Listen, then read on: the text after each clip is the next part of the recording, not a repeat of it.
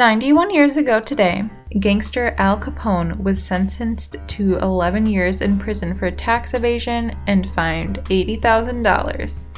This signaled the downfall of one of the most notorious criminals of the 1920s and 30s. Let's talk about him a little bit more. Alphonse Gabriel Capone was born in Brooklyn, New York in 1899 to Italian immigrants.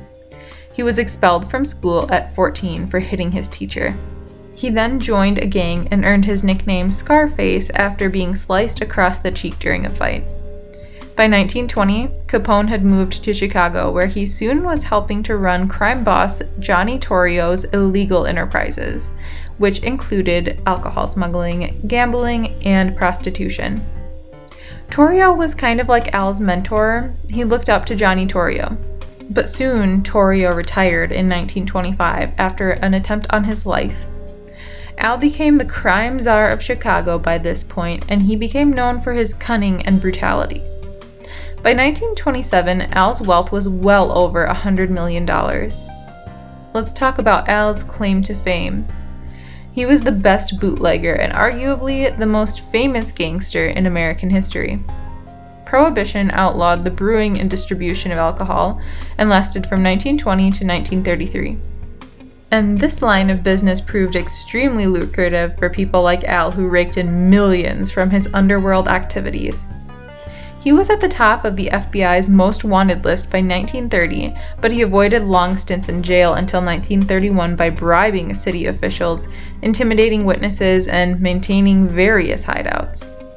He became Chicago's crime kingpin by wiping out his competitors through a series of gangland battles and slayings, including the infamous St. Valentine's Day Massacre in 1929 when Capone's men gunned down 7 rivals.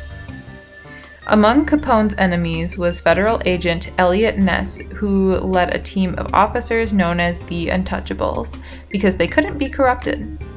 If you're curious to learn more about them and like movies, there's a 1987 movie by the same name.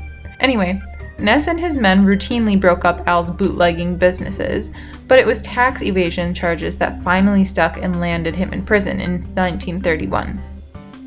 Al began serving his time at the U.S. Penitentiary in Atlanta, but amid accusations that he was manipulating the system and receiving cushy treatment, he was transferred to the maximum security lockup at Alcatraz Island in California's San Francisco Bay.